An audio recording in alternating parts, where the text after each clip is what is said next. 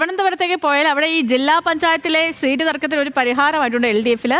ഒരു ജില്ലാ പഞ്ചായത്ത് സീറ്റിന് പകരം CPIക്ക് 2 ബ്ലോക്ക് പഞ്ചായത്ത് സീറ്റുകൾ നൽകാനാണ് ധാരണ. ജില്ലാ നേതൃത്വത്തിൽ തന്നെയാണ് പ്രശ്നങ്ങൾ പരിഹരിക്കപ്പെടുന്നത്. അർജുൻ വിവരങ്ങളുമായി ചേരുന്നുണ്ട്. അർജുൻ, അപ്പോൾ എന്താണ് ഉരുത്തിരിഞ്ഞ് വന്ന ഫോർമുല?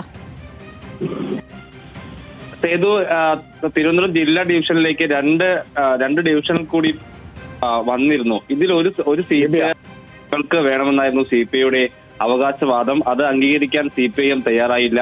അതിന് പിന്നാലെ CPIMന്റെ സംസ്ഥാന നേതൃത്വത്തെയും CPI സമീപിച്ചു. ഈ അധിക ഡിവിഷനിൽ ഒന്ന് CPIക്ക് അനുവദിക്കണമെന്ന് ആവശ്യപ്പെട്ട് സമീപിച്ചു. ആ ഘട്ടത്തിലാണ് ഒരു ചർച്ച വീണ്ടും CPIയും തമ്മിൽ ജില്ലാ നേതൃത്വത്തിൽ നടന്നത്. അതിന്റെ അടിസ്ഥാനത്തിൽ 2 ഡിവിഷനുകളിലെ സീറ്റല്ല, പകരം 2 ബ്ലോക്ക് പഞ്ചായത്തിലെ സീറ്റുകൾ CPIക്ക് നൽകാൻ തീരുമാനിച്ചിട്ടുണ്ട്. അതിന്റെ അടിസ്ഥാനത്തിൽ ആ പ്രശ്നം ഇപ്പോൾ പരിഹരിക്കപ്പെട്ടിട്ടുണ്ട്. 2 ബ്ലോക്ക് ഡിവിഷനുകളാണ് CPIക്ക് നൽകാൻ തീരുമാനിച്ചത്. അതേസമയം അധികം വന്ന ജില്ലാ ഡിവിഷനിലെ 2 സീറ്റുകളിൽ CPIM തന്നെ മത്സരിക്കും. കഴിഞ്ഞ തവണയും ഇതുപോലെ 2 അധിക സീറ്റുകൾ ജില്ലാ ഡിവിഷനിലേക്ക് വന്നിരുന്നു.